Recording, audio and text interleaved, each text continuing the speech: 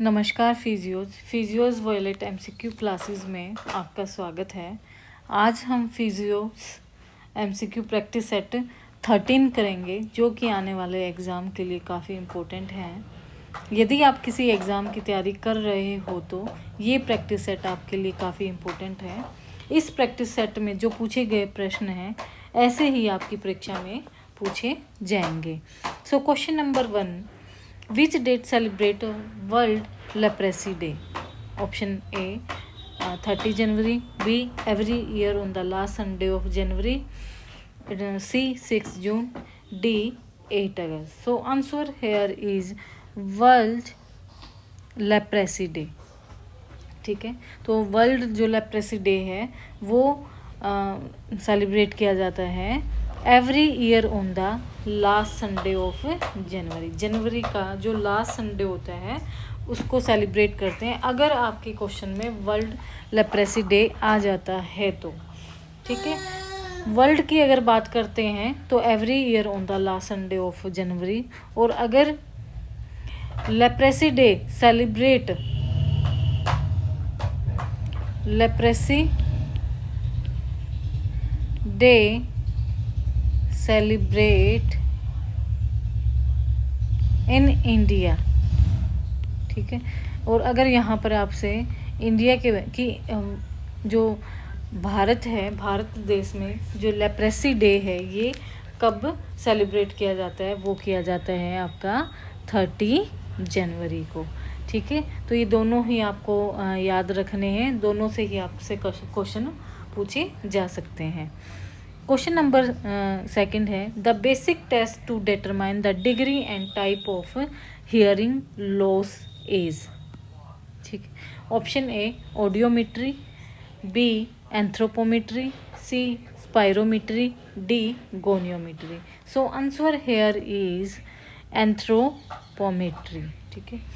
सो anthropometry में हम क्या मेजर करते हैं? एंथ्रोपोमेट्री में measure of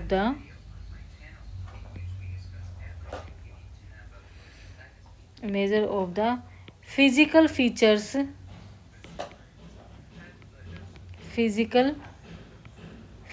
of the body के जो फिजिकल फीचर्स होते हैं उनको हम मेजर करते हैं, और वो स्टडी क्या कहलाई जाएगी? एंथ्रोपोमेट्री। ऑडियोमेट्री में हम क्या करते हैं? ऑडियोमेट्री में देखो, अब आप अगर ये क्वेश्चन दोबारा से एक बार पढ़ लेते हैं इसको।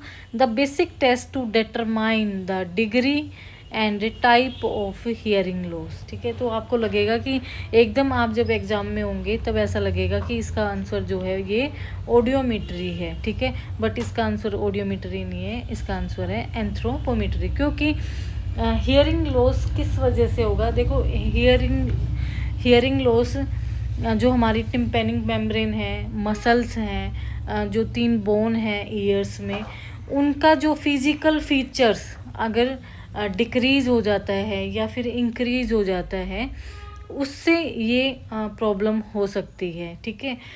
हियरिंग लॉस की आपको टाइप पता लग जाएगी, और डिटरमाइन द डिग्री कि कितने डिग्री जो इंजरी है या कोई भी मसल टीयर है या बोन डिग्रेड है, कोई भी जो डिग्री होती है, जैसे कि first degree, second degree, third degree पे इस टाइप का हियरिंग लॉस है, तो क्या वो हो रहा है? फिजिकल फीचर्स को हम फिर मेज़र करेंगे, उस मेज़रमेंट को हम बोलेंगे एंथ्रोपोमेट्री, ठीक है। स्पायरोमेट्री क्या होता है? Spirometry lungs and capacity volume को मेज़र करने के लिए। Goniometry measure range of motion. Question number 3 है हमारा the passing of the blank was a landmark in the life of disabled in India, ठीक है। तो क्वेश्चन दोबारा फिर रीड कर लेते हैं। The passing of the blank was a landmark in the life of disabled in India. तो भारत में कौन सा क्या लैंडमार्क था, ठीक है। Option A people with disability PWD act 1995, B American with disability act 1991, C disability act 1994 and D law act for disability 1996। तो आप जब भी एग्ज़ाम वैकेंसी चेक करते हैं, फॉर्म एप्लीकेशन फॉर्म फिल करते हैं, तो वहाँ पे आपसे पूछा जाता है कि आपको डिसेबिलिटी तो नहीं है, ठीक है। तो वो वहाँ क्या लिखा आता है, PWD, तो पीपल विद डिसेबिलिटी एक्ट 1995। ये एक्ट ज़रूर लर्न कर लेना। अगर ये नहीं आएगा, देखो ये क्वेश्चन आ जाए और क्वेश्चन में सिर्फ क्या आ जाए कि people with disability in act 1995, option में आ जाएगा पीपल विद डिसेबिलिटी एक्ट 1994, 93, 92। तो आप ना सबसे अच्छा करेक्शन अच्छे से लर्न ऐसे कर पाओगे, पीपल विद डिसेबिलिटी एक्ट 1995।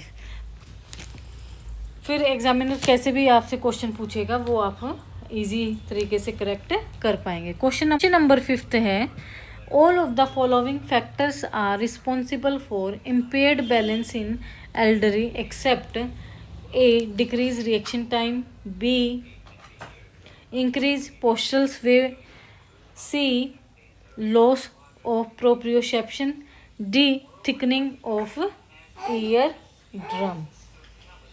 सो क्या होगा यहाँ पे, देखो दोबारा से एक बार और पढ़ लेते हैं question. All of the following factors are responsible for,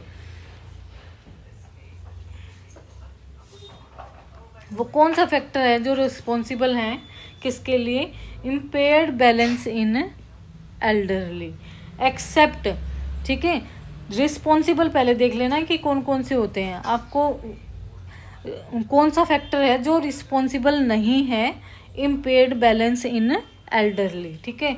जो हमारे जीरियाट्रिक पेशेंट होते हैं, बुजुर्ग होते हैं, उनमें वो कौन सा फैक्टर है जो रिस्पॉन्सिबल नहीं है इम्पेयर्ड बैलेंस के लिए, A decrease reaction time,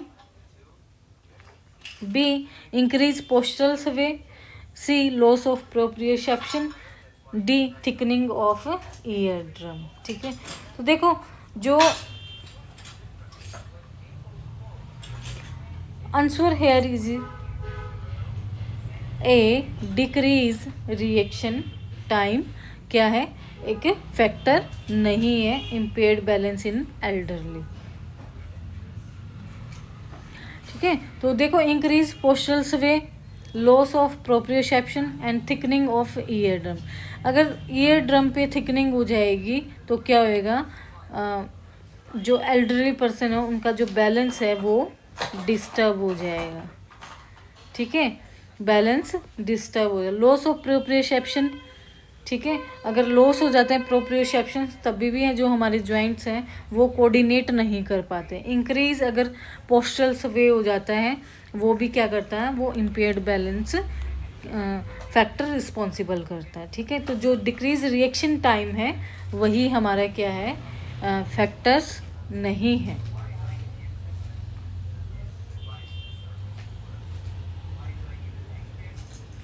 question number 6 है, which of the following changes occurs in the skin in elderly, ठीक है। सो ये आपके जीरियाट्रिक के क्वेश्चंस हैं। Question A thickening of epidermis, B thickening of dermis, C decrease skin elastic and D increase collagen content. तो ये जो elastic लिखा हुआ है ना, ये इलास्टिक नहीं है, ये इलास्टिन है। क्या है, इलास्टिन।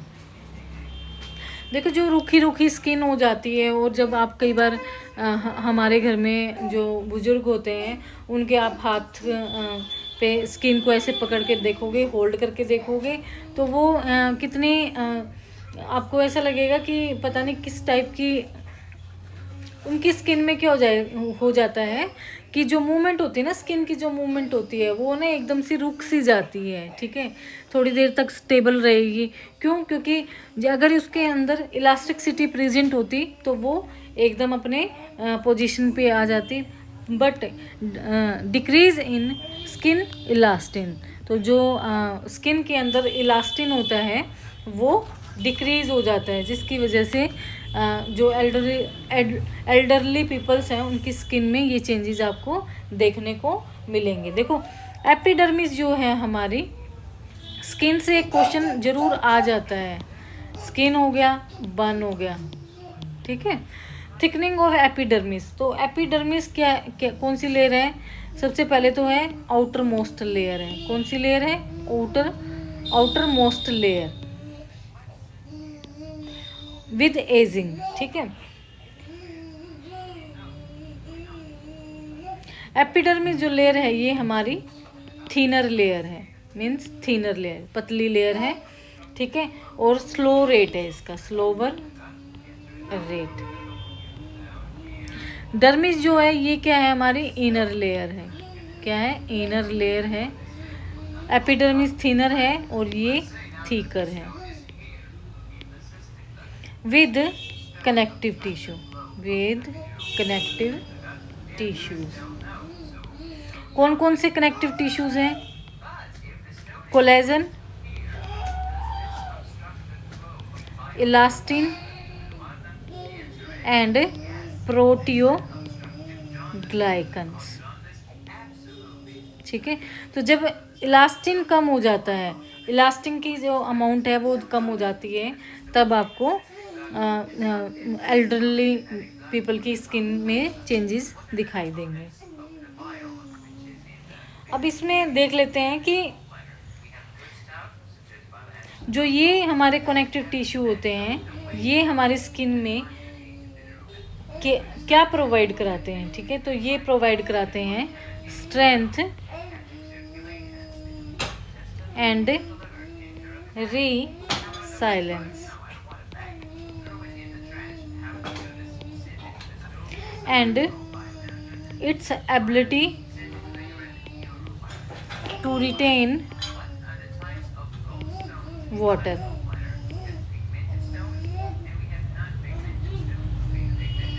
और एज के अनुसार जो हमारी डर्मिस है ये भी क्या हो जाती है? थिन हो जाती है। इसमें भी काफ़ी सारे आपको चेंजेस देखने को मिलेंगे और ड्राई भी हो जाती है, ठीक है, अकॉर्डिंग टू एज।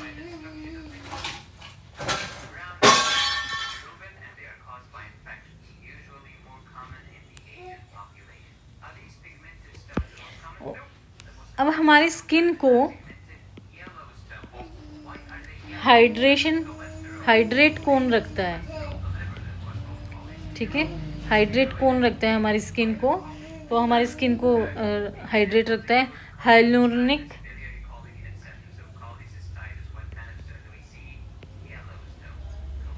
हाइलुरोनिक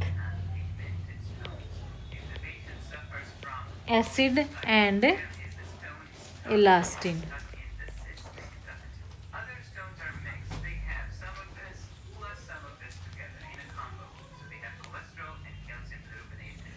और अगर आपसे क्वेश्चन पूछ लिया जाए कि रिंकल्स जो पड़ते हैं स्किन के, रिंकल्स जो शो करते हैं बुढ़ापा, ठीक है, रिंकल्स वो किसकी कमी से होते हैं? Wrinkles develop as a result of collagen loss. जब कोलेजन का लॉस हो जाता है तब हमारी बॉडी में स्किन के ऊपर रिंकल्स आने शुरू हो जाते हैं। क्वेश्चन नंबर स्किन से एक क्वेश्चन और बर्न से आ जाता है। एक तो ग्रेड पूछ लेते हैं, बर्न की grade. Rule of 9 use for burn degree, ठीक है। एंड रूल ऑफ 9 को ऑल्सो नोन एज वेलिक, ठीक है, वेलिक भी बोलते हैं इस रूल ऑफ 9 को। अब करते हैं क्वेश्चन नंबर 7।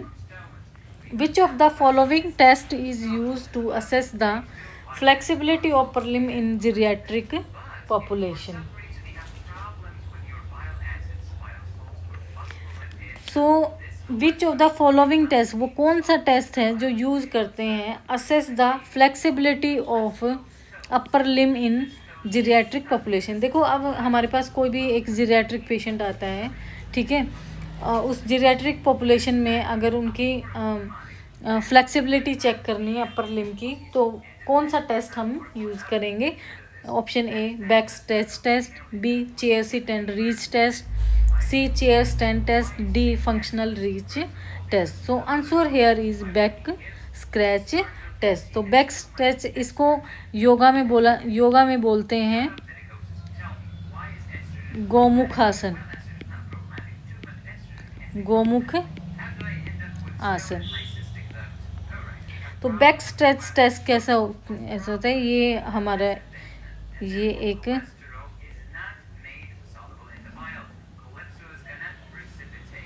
ये आप में से कोई है, ठीक है, इसका ये एक हाथ पीछे है और ये वाला ये, तो ये जो डिस्टेंस होता है, अगर वो पर्सन, ठीक है, अपने दोनों हाथ को मिला लेता है पीछे करके, एक आगे से पीछे और पीछे से आगे, ठीक है, और पकड़ लेता है, टच कर लेता है अपने हाथ हैंड टू हैंड, तो जो टेस्ट है वो क्या है? नॉर्मल है। और अगर वो नहीं कर पाता है तो वो क्या है? स्टिफनेस है, ठीक है। तो बैक स्क्रैच जो टेस्ट है ये यूज़ किया जाता है assess the flexibility of upper limb. Chair sit and reach test use किया जाता है फ्लेक्सिबिलिटी ऑफ लोअर लिम, ठीक है, flexibility of lower limb. Chair stand test assess the chair stand test assess the strength of lower limb and functional reach test is used to assess the balance, ठीक है। अब करते हैं question number 8। Which of the following theory of ageing states that the body and its cells are damage by over use and abuse, ठीक है। Option A free radical theory, B genetic control theory, C wear and tear theory, D neuroendocrine theory. So ये question है आपका physiology से।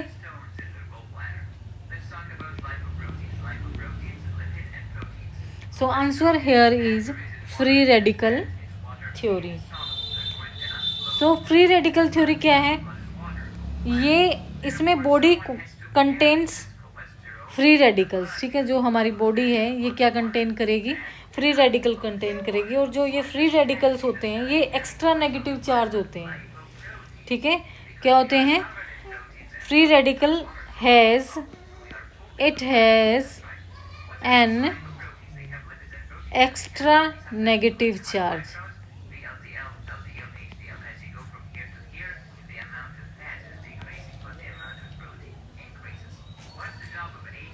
जब हमारा जब हमारी इलेक्ट्रिकल जो एनर्जी है वो अनबैलेंस हो जाती है, तब ये जो फ्री रेडिकल होते हैं ये अटैच हो जाते हैं इट सेल्फ, मीन्स अपने आप अटैच हो जाते हैं to other free molecules as it try to steal a matching electron to attain equilibrium, ठीक है।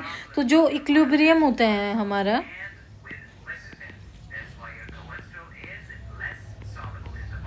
जब हमारे इलेक्ट्रिकल एनर्जी में अनबैलेंस होने लग जाता है तो ये फ्री रेडिकल जो होते हैं हमारी बॉडी में ये अपने आप अटैच होने लग जाते हैं फ्री मॉलिक्यूल्स पे, ठीक है। और ये अटैच क्यों होते हैं? ताकि जो हमारी बॉडी के अंदर मॉलिक्यूल्स हैं उनका इक्विलिब्रियम बना रहे, ठीक है। जेनेटिक कंट्रोल थ्योरी क्या है? जो हमारे फ्री रेडिकल्स होते हैं ये करते हैं अटैक, किस पे करते हैं? ये अटैक करते हैं हमारे सेल मेम्ब्रेन पर, ठीक है। और सेल मेम्ब्रेन पर जब अटैक करेंगे तो क्या होगा? क्रिएटिंग मेटाबॉलिक वेस्ट प्रोडक्ट, जो लीड करेगा किसका? एजिंग का, ठीक है, which lead to ageing. Genetic control theory individual are born, कोई भी एक जब बच्चा पैदा होता है तब एक यूनिक जेनेटिक कोड बनता है, ठीक है। कोई भी कोड लगा लो यहाँ पे CCD, ठीक है। तो जो ये एक कोड होता है ये क्या करता है, प्री डिटरमाइन करता है tendency to certain type of physical and mental functioning and that genetic inheritance has a great deal to say about how quickly we age and how long we live. तो ये simple सा है। Genetic control theory क्या है कि हम अपने माँ बाप से, माँ बाप उनके, हमारे दादा दादी अपने माँ बाप से जो ये कोड चलता आ रहा है, ठीक है, तो ये क्या करता है, यही कोड क्या हमारी बॉडी में डिसाइड करता है हमारी फिजिकल और मेंटल फंक्शनिंग को, ठीक है।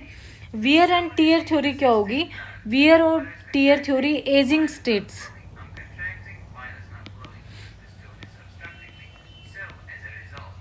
जो body and its cells are damage by over use and abuse, ठीक है। So wear and tear theory में होगा, सॉरी मैंने यहाँ पे आपको ऑप्शन है ना फ्री रेडिकल बता दिया, जो आंसर है इसका सी है, वियर एंड टीयर थ्योरी। तो इस थ्योरी में क्या होते हैं, जो हमारे एजिंग सेल्स होते हैं, एजिंग स्टेट्स में जो हमारे सेल्स होते हैं वो डैमेज होते हैं किसके द्वारा, ओवर यूज और एब्यूज से, wear and tear theory.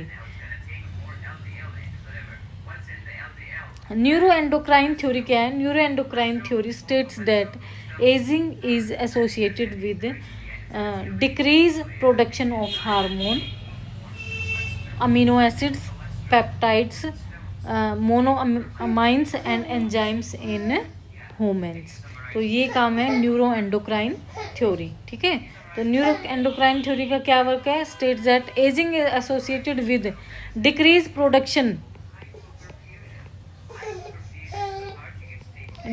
Production of hormones, amino acid, peptides, monoamines and enzyme, ठीक है। So answer here is wear and tear theory. Question number 9 है, what is not a hip flexor muscle, ठीक है। कौन सी हमारी hip flexor muscle नहीं है,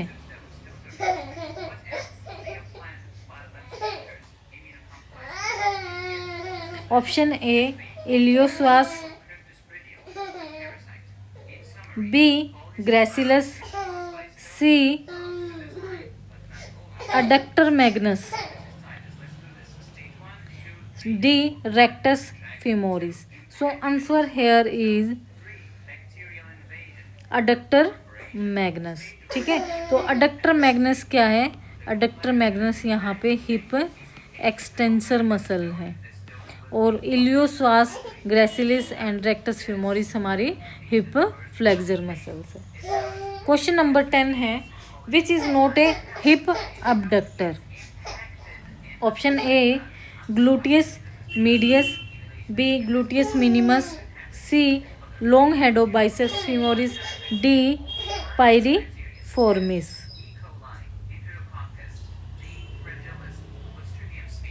so answer है यहाँ पे आपका C, long head of biceps जो फेमोरिस है मसल है, ये क्या है, ये हिप अडक्टर मसल नहीं है। जो ग्लूटियस मीडियस, मिनिमस और जो पायरिफॉर्मिस है, ये हमारी कौन सी मसल है, ये है हिप अडक्टर मसल्स।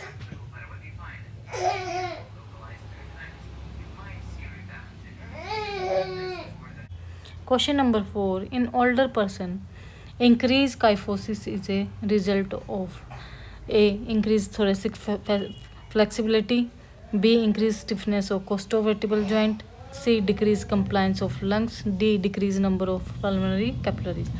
देखिए decrease number of pulmonary capillaries तो बिल्कुल नहीं होगा, डिक्रीज कंप्लायंस ऑफ लंग्स भी बिल्कुल नहीं होगा, इंक्रीज थोरेसिक फ्लेक्सिबिलिटी भी नहीं होगा। क्यों? क्योंकि अगर फ्लेक्सिबिलिटी ही इंक्रीज होगी तो मूवमेंट की रेस्ट्रिक्शन नहीं हो सकती है, ठीक है। So answer here is increase stiffness of costovertebral joint. तो ऐसा क्या हो जाएगा जिससे जो काइफोसिस है एल्डरली पीपल का वो ज़्यादा हो जाता है, इंक्रीज हो जाता है। उसका कारण क्या है? Increase stiffness. और स्टिफनेस क्यों होगी? जब देखो मूवमेंट कौन कराता है, बोन कराते हैं या मसल कराती हैं? तो मूवमेंट जो होती है जॉइंट की मूवमेंट वो मसल कराती है, और मसल के अंदर ऐसा क्या हो जाता है, ऐसी क्या कमी हो जाती है जिससे स्टिफनेस आ जाती है। तो जो हमारा कोलेजन फाइबर होता है, कोलेजन फाइबर, ठीक है, वो क्या हो जाता है? डिक्रीज हो जाता है, जिसकी वजह से मसल्स की जो मूवमेंट होती है वो रेस्ट्रिक्ट होने लग जाती है।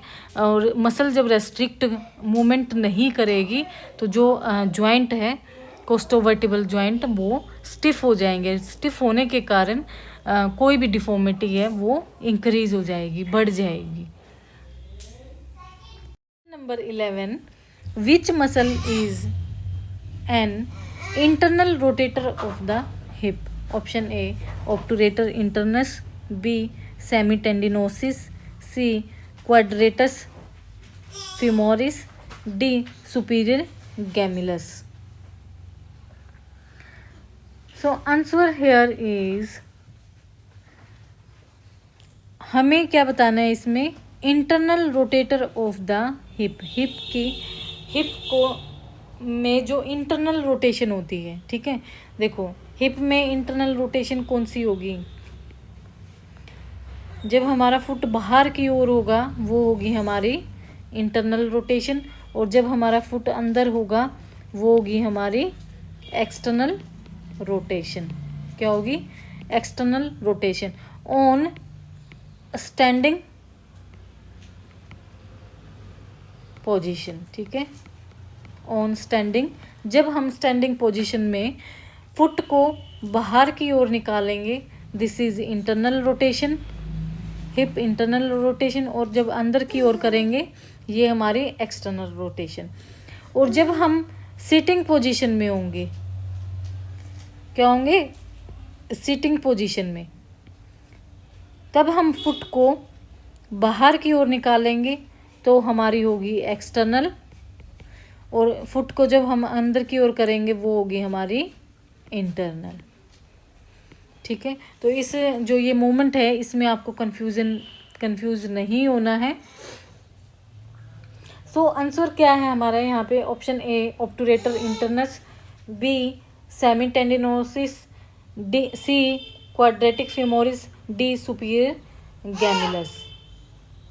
सो semitendinosus is an internal rotator of the hip, ठीक है, और obturator externus, quadratus femoris and superior gemellus, ये हमारी कौन सी मसल है? ये external rotator of the hip joint.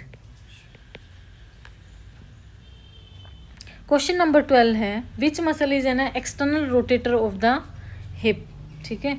A option A tensor fasciae आर्टा, B gluteus maximus, C gluteus medius and D gracilis. तो ग्रेसिलस हिप फ्लेक्सर है, ठीक है। तो answer here is B gluteus maximus. तो ग्लूटियस मैक्सिमस हमारे external rotator of the hip है, और other जो हमारी मसल है TFL, gluteus medius and gracilis, ये हमारी कौन सी हैं? Internal rotator muscles of the hip joint.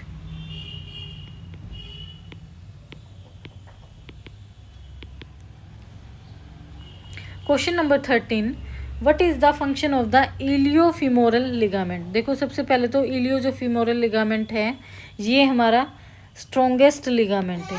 कौन सा लिगामेंट है बॉडी का? Strongest ligament. और वीकेस्ट लिगामेंट कौन सा है हमारा? वीकेस्ट लिगामेंट है हमारा इस्चियो फिमोरल लिगामेंट, हमारा वीक लिगामेंट है। सो ऑप्शन ए लिमिट, हमें फंक्शन बताना है इलियोफिमोरल लिगामेंट का।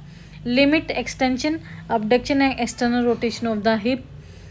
B, limit extension adduction and internal rotation of the hip. C, limit flexion abduction and external rotation of the hip. D, limit flexion adduction and internal rotation of the hip. So answer here is इलियो जो femoral ligament है वो सबसे पहले तो क्या करता है, extension जो मूवमेंट है वो लिमिट में करता है। देखो हम पैर को पूरा ओपन नहीं कर पाते, एक्सटेंशन जो हमारी मूवमेंट होती है, adduction and internal rotation of the hip. Question number 14 है, what is the normal range of motion for hip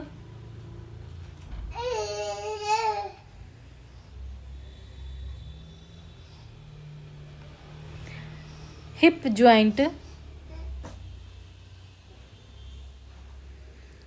flexion in adults. तो नॉर्मल रेंज ऑफ मोशन कितनी होगी हिप की, फ्लेक्शन इन अडल्ट, ठीक है। अडल्ट में जो हिप की फ्लेक्शन मूवमेंट होगी उसकी रेंज कितनी होगी, क्या 0 to 150 degree, 0 to 140 degree, 0 to 100 degree, 0 to 120 degree. तो answer here is 0 to 120 degree.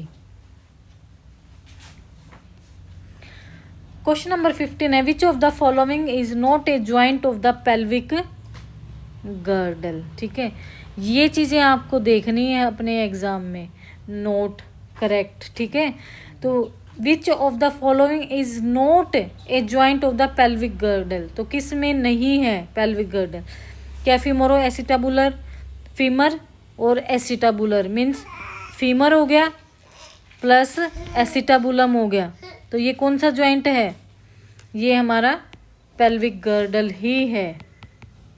तो इन्होंने क्या पूछा है, नोट नहीं। जो हमारा प्यूबिक सिम्फेसिस है वो भी हमारा किससे मूव करता है, पेल्विक गर्डल से। बायलेटरल सैक्रोइलैक एसआई जो ज्वाइंट है हमारे, ये भी हमारे पेल्विक गर्डल में ही आते हैं। तो क्या ऐसा नहीं है, वो है हमारा लंबोसैक्रल ज्वाइंट। ठीक है, लंबर और जो सैक्रल ज्वाइंट है वो हमारा क्या है, पेल्विक गर्डल ज्वाइंट में नहीं आता है। क्वेश्चन नंबर 16 है, what does FABER Patrick test for. ठीक है, फेबर पैट्रिक टेस्ट, देखो एक तो क्वेश्चन यहाँ पे ये बन गया कि जो फेबर टेस्ट है उसका दूसरा नेम क्या है, उसको हम पैट्रिक टेस्ट भी, तो दोनों के नेम से ही आ सकता है, या तो वो आपसे फेबर पूछ लेंगे या आपसे पैट्रिक टेस्ट पूछ लेंगे। So option A hip joint dysfunction, B gluteus medius weakness, C femoral nerve irritation, D iliotibial band tightness.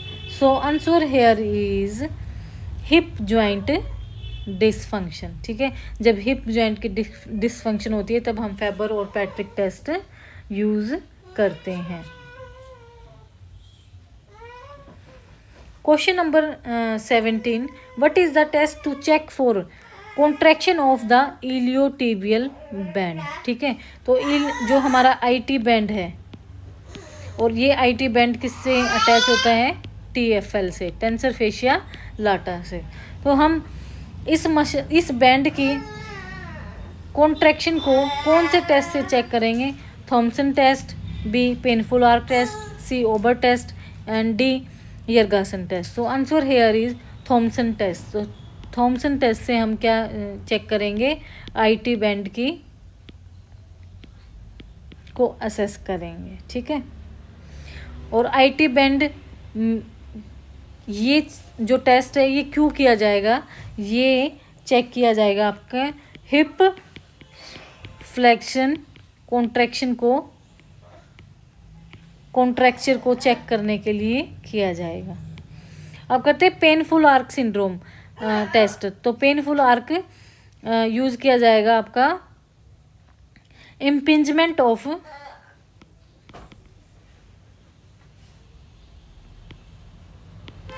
Supraspinatus muscle, supraspinatus muscle. तो सुप्रास्पाइनेटस मसल हमारी कौन सी है?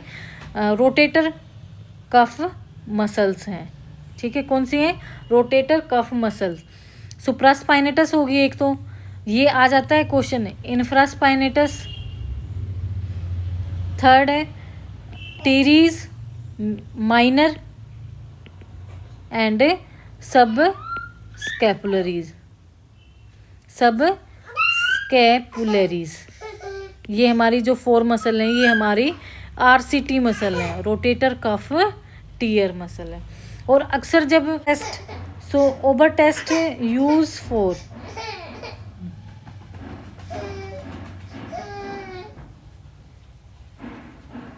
अबडक्ट द लेग, ठीक है। ये abduction of the leg check के लिए use करेंगे। और यर्गासन टेस्ट तो एग्जामिनर का बड़ा इम्पोर्टेंट फेवरेट है। इसको हम स्पीड टेस्ट भी बोलते हैं। कौन सा टेस्ट? Speed test. और ये किसके लिए किया जाता है? अब नॉर्मलिटी को ये किया जाता है bicipital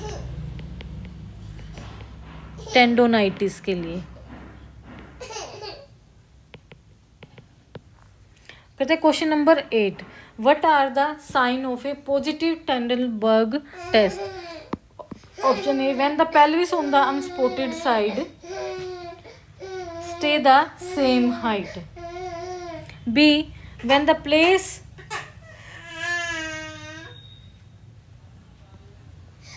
on the unspotted side is elevated slightly. When the pelvis on the unspotted side descends. When the pelvis on the spotted side stays level.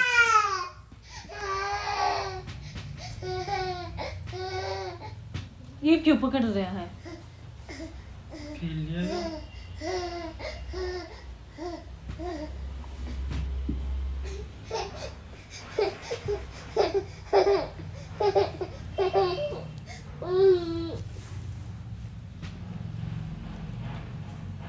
ठीक है, तो आपको ना टेंडलबर्ग का पॉजिटिव साइन बताना है। ये क्वेश्चन इम्पोर्टेंट है और हर बार आपको एग्ज़ाम में देखने को मिला होगा जिन्होंने एग्ज़ाम दिए हैं, ठीक है। तो यहाँ पे आंसर है इसका, पॉजिटिव साइन क्या रहेगा? जब हमारा पेल्विस अनस्पोटेड साइड डिसेंट्स होगा, ठीक है, अनस्पोटेड साइड डिसेंट्स होगा, ठीक है। सबसे पहले तो देखो जो ये टेंडलबर्ग गेट बनता है, ठीक है, तो ये किसकी वीकनेस से है? ये कौन सी मसल की वीकनेस से बनता है? ये बनता है ग्लूटियस मीडियस वीकनेस की वजह से बनता है, ठीक है।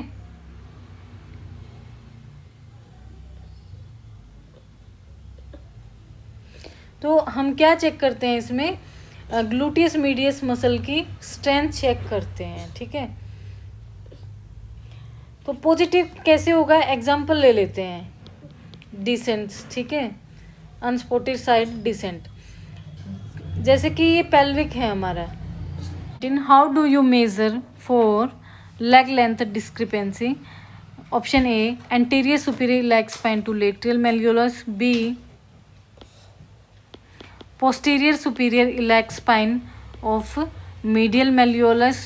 C, ASI to medial malleolus. D, PSIS to medial malleolus. So answer here is ASIS to medial malleolus. Question number 19, not 20. Bharat Parv organized by which ministry? Option A, ministry of culture. B, ministry of tribals. C, ministry of defence. D, ministry of tourism. So answer here is ministry of tourism, ठीक है। जो हमारी tourism ministry है वो celebrate करती है भारत पर्व। और हमारे जो भारत पर्व हैं ये कौन से हैं? कौन सा है? ये है हमारा 26 जनवरी, रिपब्लिक डे,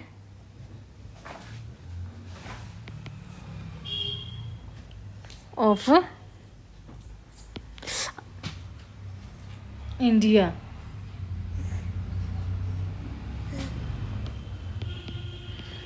और ये कितने दिन तक चलता है? ये चलता है 26 से 31 जनवरी तक ये भारत पर्व मनाया जाता है। 26 से 31। और जो इससे पहले वाले वीडियो में मैंने जो वाइस प्रेसिडेंट ऑफ इंडिया हैं वो हमारे जगदीप धनखड़ है। जगदीप, मैंने ओपी धनखड़ बोल दिया था, ठीक है। तो ओपी धनखड़ नहीं, इनका पूरा नाम है जगदीप धनखड़। कई बार वीडियोस बनाते बनाते ना मिस्टेक्स हो जाती हैं, ठीक है। Question number 21, halo pelvic traction use for which deformity. So ये क्वेश्चन आपके लिए है, आपको इसका आंसर बताना है। Option A lordosis, B bamboo spine, C gibbus deformity, D scoliosis. So ये आपको डीएम करना है आंसर। और जाते जाते वीडियो को लाइक कर दो, सब्सक्राइब कर दो और ज़्यादा से ज़्यादा शेयर करो ताकि मुझे भी मोटिवेशन मिले। Thank you so much.